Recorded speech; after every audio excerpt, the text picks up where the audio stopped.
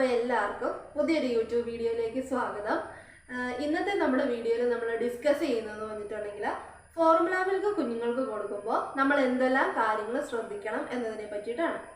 നമുക്കറിയാം, കുഞ്ഞുങ്ങൾക്ക് breast feed ചെയ്തിട്ടും പാല് തികയുന്നില്ല അല്ലെങ്കിൽ വിശപ്പ് മാറുന്നില്ല എന്നുള്ള സന്ദർഭങ്ങളിലാണ് നമ്മൾ ഫോർമുല മിൽക്ക് ചൂസ് ചെയ്യുന്നത്.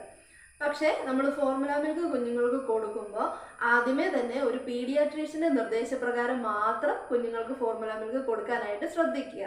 ഇപ്പം ഞാനും എൻ്റെ കുഞ്ഞിന് ഫോർമുല മിൽക്ക് കൊടുത്തിട്ടുണ്ടായിരുന്നു.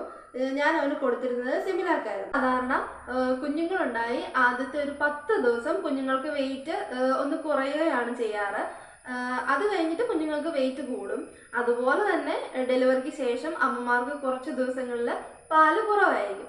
ഈ ഒരു കാലയളവിൽ നമുക്ക് വലിയ പ്രശ്നങ്ങളൊന്നും കുഞ്ഞുങ്ങൾക്ക് സംഭവിക്കില്ല, ഇതൊക്കെ നോർമലാണ്. പക്ഷേ ഒരു 2-3 ആഴ്ചയ്ക്ക് ശേഷവും നമ്മൾ ബ്രസ്റ്റ് ഫീഡ് ചെയ്തിട്ടും കുഞ്ഞുങ്ങൾക്ക് വെയിറ്റ് ഗെയിൻ ഒന്നും ഉണ്ടാകുന്നില്ല, അല്ലെങ്കിൽ കുഞ്ഞുങ്ങളുടെ ഷുഗർ ലെവല് ലോ ആയി പോവുകയാണ് എന്നുള്ള സന്ദർഭങ്ങളിലാണ് കൂടുതലായിട്ടും പീഡിയാട്രീഷ്യൻസ് ഫോർമുല മിൽക്ക് സജസ്റ്റ് ചെയ്യുന്നത്. അപ്പോൾ നമ്മളത് കുഞ്ഞുങ്ങൾക്ക് കൊടുക്കുമ്പോൾ ഒരുപാട് കാര്യങ്ങൾ ശ്രദ്ധിക്കേണ്ടതായിട്ടുണ്ട്.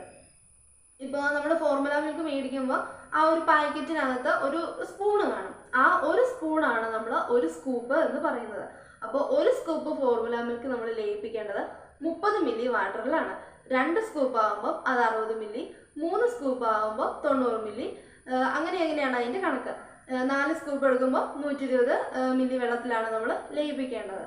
ഒരു ന്യൂ ബോൺ ബേബീസിനെ സംബന്ധിച്ച് 30 മില്ലിയൊക്കെ ആദ്യം മതിയായിരിക്കും. പക്ഷെ പിന്നെ അവർ വളരും തോറും അവരുടെ വിശപ്പ് കൂടുന്നതിനനുസരിച്ച് നമ്മൾ അതിൻ്റെ അളവിന് ചേഞ്ച് ചെയ്യേണ്ടതായിട്ട് വരും.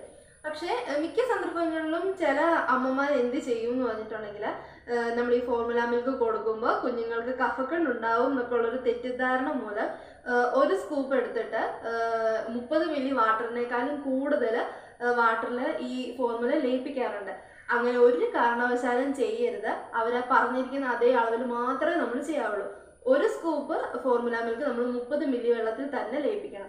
അതിൽ കൂടുതൽ വെള്ളം നമ്മൾ ഉപയോഗിച്ച് ലയിപ്പിക്കുകയാണെങ്കിൽ കുഞ്ഞുങ്ങളുടെ ശരീരത്തിന് ലഭിക്കേണ്ട പോഷക ഗുണങ്ങളൊന്നും ലഭിക്കില്ല. അപ്പോൾ അത് നമ്മൾ പ്രത്യേകം ശ്രദ്ധിക്കേണ്ടതായിട്ടുണ്ട്. അതുപോലെ തന്നെ നമ്മൾ ഈ കുഞ്ഞുങ്ങൾക്ക് ഒരുപാട് തണുത്ത വെള്ളത്തിൽ ഫോർമുല മിൽക്ക് നമ്മൾ ഒരിക്കലും കലക്കി കൊടുക്കരുത്.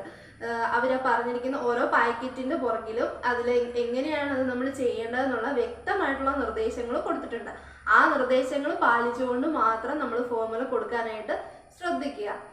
പിന്നെ നമ്മൾ ചെയ്യേണ്ടതെന്ന് പറഞ്ഞിട്ടുണ്ടെങ്കിൽ, ഈ ഫോർമുല മിൽക്ക് കൊടുക്കാൻ ഉപയോഗിക്കുന്ന ഫീഡിംഗ് ബോട്ടിൽ അത് നല്ല വൃത്തിയിൽ മാത്രം കുഞ്ഞുങ്ങൾക്ക് കൊടുക്കുക.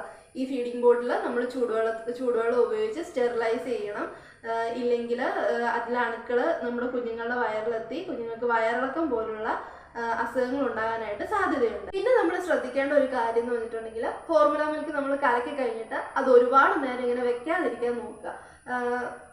ഈ പാക്കറ്റിൻ്റെ പുറകിൽ കൊടുത്തിരിക്കുന്നതെന്ന് പറഞ്ഞാൽ 1 മണിക്കൂർ വരെ നമുക്കത് യൂസ് ചെയ്യാം. കലക്കിയിട്ട് 1 മണിക്കൂർ വരെ നമുക്കത് യൂസ് ചെയ്യാം എന്നാണ് പറയുന്നത്. പക്ഷേ എൻ്റെ ഒരു അഭിപ്രായത്തിൽ നമ്മൾ കലക്കിയിട്ട് ഒരു 1 മണിക്കൂർ വരെ ഒന്നും അത് വെക്കാതിരിക്കാൻ നോക്കുക. അതിനു മുമ്പ് തന്നെ നമ്മൾ മാക്സിമം കുഞ്ഞുങ്ങൾക്ക് കൊടുക്കുക. എൻ്റെ മോനും ഞാൻ 1 ഇയർ വരെ ഫോർമുല മിൽക്ക് യൂസ് ചെയ്തിട്ടുണ്ട്. 1 ഇയറിന് ശേഷം ഞാൻ ഫോർമുല ഫീഡിങ് നിർത്തി. ഇപ്പോൾ ബ്രസ്റ്റ് ഫീഡിങ് മാത്രമാണ് ചെയ്യുന്നത്. നമ്മൾ ഏറ്റവും നല്ല വൃത്തിയായിട്ട് ഫോർമുല മിൽക്ക് കൊടുക്കുന്നതുകൊണ്ട് യാതൊരു കുഴപ്പവുമില്ല. പക്ഷെ പ്രത്യേകം ശ്രദ്ധിക്കേണ്ടത് എന്താണെന്ന് വെച്ചിട്ടുണ്ടെങ്കിൽ, പീഡിയാട്രീഷ്യൻ്റെ നിർദ്ദേശപ്രകാരം മാത്രം നമ്മൾ ഫോർമുല മിൽക്ക് കൊടുക്കുക. അപ്പോൾ വീഡിയോ ഇഷ്ടമായെങ്കിൽ ലൈക്ക് ചെയ്യാൻ മറക്കരുത്. അതുപോലെ തന്നെ നമ്മുടെ ചാനൽ ഒന്ന് സബ്സ്ക്രൈബ് ചെയ്യാനും മറക്കരുത്. ഒപ്പം തന്നെ എന്തെങ്കിലും ഡൗട്ടുകൾ ഉണ്ടെങ്കിൽ കമൻറ്റും കൂടെ ചെയ്തേക്കുക. അപ്പോൾ പുതിയൊരു വീഡിയോ ആയിട്ട് കാണുന്നവരെ ടാറ്റാ.